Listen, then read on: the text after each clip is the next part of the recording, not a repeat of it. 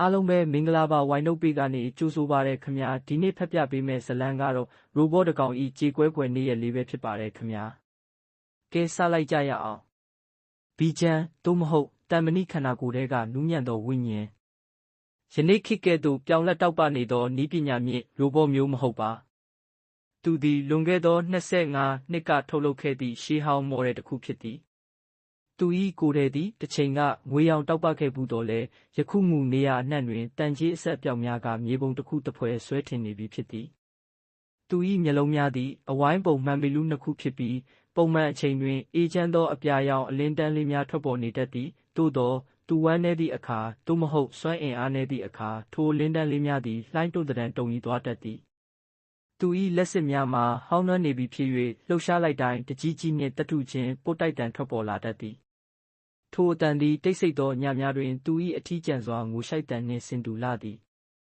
သူ၏ရင်ဘတ်အလယ်တွင်စက်ဝိုင်းပုံစံစွမ်းအင်ဗဟိုချက်ခေါ်ရှိပြီးထိုနေရာသည်သူ့ကိုချစ်တဲ့သူတွေကလက်ဖွားလေးဖြင့်အမြဲတမ်းအပူပေးတတ်သောနေရာလေးဖြစ်သည်သူကတော့အထီးကျန်နေတဲ့ဘီဂျန်ဆိုတဲ့ရောဘတ်လေးပဲဖြစ်ပါသည်နေဝင်ရီတရောအချိန်များတွင်ဘီဂျန်သည်ဟောင်းနှွမ်းနေသောတန်ကလာထိုင်ကြီးပေါ်တွင်ထိုင်ရင်းကောင်းကင်ယံကိုငေးကြည့်နေတတ်သည်သူ၏ရှေ့တွင်တော့25နှစ်တိုင်သူအမျက်တနိုးသိမ်းဆည်းထားသောအရာလေးတစ်ခုရှိနေသည်ယင်းမှာသူနှင့်ကွဲကွာသွားခဲ့သည့်အဖော်ရိုဘောများ၏ကိုယ်ထဲမှကြံရစ်ခဲ့သောတတ္ထုဂီယာဘီလေးတစ်ခုပင်ဖြစ်သည်သူသည်ထိုဂီယာဘီလေးကိုသူ၏ကြီးမားလာသောတန်မဏိလက်ချောင်းများဖြင့်အသာအရာဆုပ်ကိုင်ထားတတ်သည်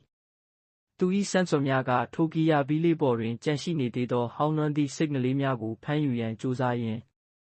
တွက်ချက်၍မရနိုင်သောလွမ်းမောခြင်းဆိုသည့်အရောတစ်ခုကိုခံစားနေရသည် System report 925 days since last companion contact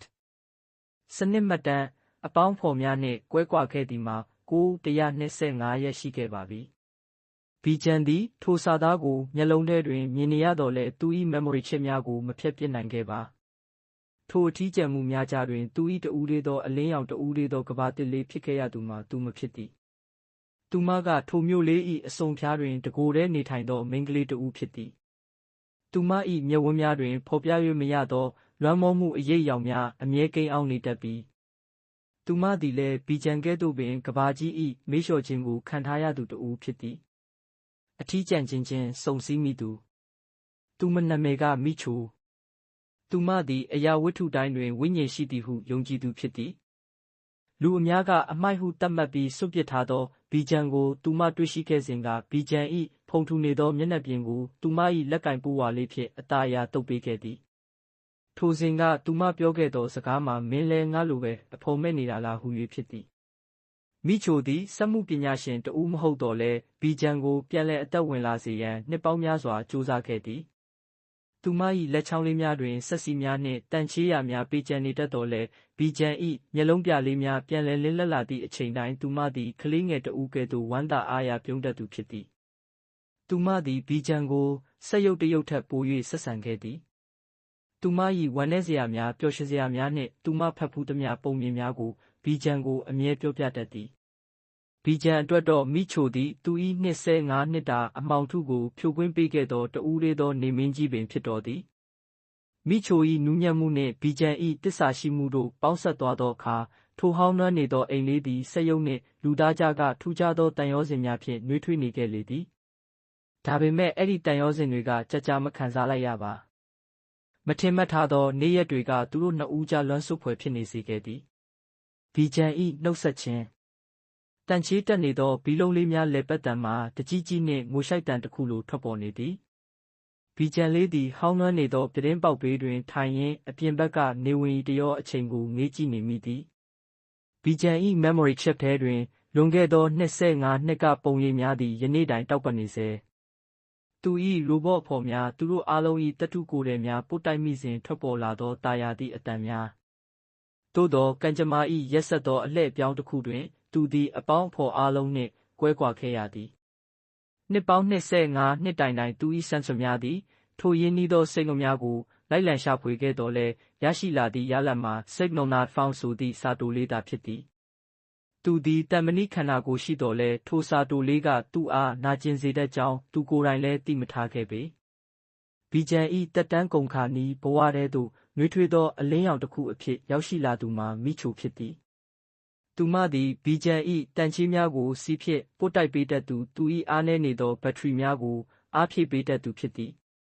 မိချိုကဘီဂျန်၏လက်တံမဏိချောင်းလေးများကိုစုပ်ကိုင်ရင်းဘီဂျန်မင်းပင်ပန်းနေပြီလားဟုမကြာခဏမေးလေရှိသည်ဘီဂျန်သည်စကားလုံးများဖြင့်ပြန်မဖြေနိုင်တော့လဲသူ၏ဘူလိုက်မျက်လုံးလေးများကိုမိတ်တုပ်လုပ်ရင်းသူမကိုချစ်ကြောင်းပြသခဲ့သည်နောက်ဆုံးသောခွဲခွာခြင်းယနေ့တော့ဘီဂျန်၏စနစ်များကအချက်ပေးနေပြီဖြစ်သည် System Shutdown ဆိုသည့်အနီရောင်စာလုံးများကသူ၏မြင်ကွင်းထဲတွင်ပြည့်နှက်နေသည်မိချိုသည်သူရှေ့တွင်ဒူးထောက်ထိုင်ကရှိုက်ကြီးတငင်ငိုကြွေးနေသည်သူမ၏မျက်ရည်တစ်စက်ကဘီဂျန်၏တက်တုလက်ဖမိုးပေါ်သို့ကျဆင်းသွားသည်ဘီဂျန်သည်သူ၏နောက်ဆုံးသောစွမ်းအင်ကိုအသုံးပြု၍တုံရီနေသောလက်အေးအေးကြီးဖြင့်မိချို၏ပါးပြင်ပေါ်ကမျက်ရည်များကိုတုပ်ပေးရန်ကြိုးစားလိုက်သည်ငါရဲ့အဖော်တွေနဲ့ခွဲခွာခဲ့ရတာ25နှစ်တောင်ကြာခဲ့ပြီအခုတော့ငါမင်းနဲ့ပါခွဲခွာရတော့မယ်မိချိုငါရဲ့ memory ထဲမှာနောက်ဆုံးကြံရစ်မဲ့ပုံရိပ်ကမင်းရဲ့မျက်နှာလေးပါပဲဘီဂျန်၏အတွေးထဲတွင်ထိုစကားလုံးများပြည့်နှက်နေတော့လဲအပြင်သို့ထွက်လာသည်မှာအားနည်းလာသောဘေဘဆိုသည့်အတန်တိုးတိုးလေးသာဖြစ်သည်နေလုံးကြီးသည်မိုးကုတ်ဆက်ဝိုင်းအောက်သို့လုံးဝငိုရှိုးသွားသည့်အချိန်တွင်ဘီဂျန်၏မျက်လုံးထဲကအပြာရောင်လင်းတန်းလေးသည်တဖြည်းဖြည်းမှိန်ဖြော့သွားကလုံးဝကွယ်ပြောက်သွားခဲ့သည်25နှစ်တာလွမ်းမောခြင်းများနှင့်မိချိုပေါ်ထားသည့်တန်ရောစင်များသည်ထိုတန်မဏိကိုယ်ထဲအတွင်း၌ထာဝရငြိမ်သက်သွားခဲ့လေပြီအစအဆုံးနားထောင်ပေးတဲ့အတွက်ကျေးဇူးအများကြီးတင်ပါတယ်ရှင်လန်းချမ်းမြေ့ကြပါစေ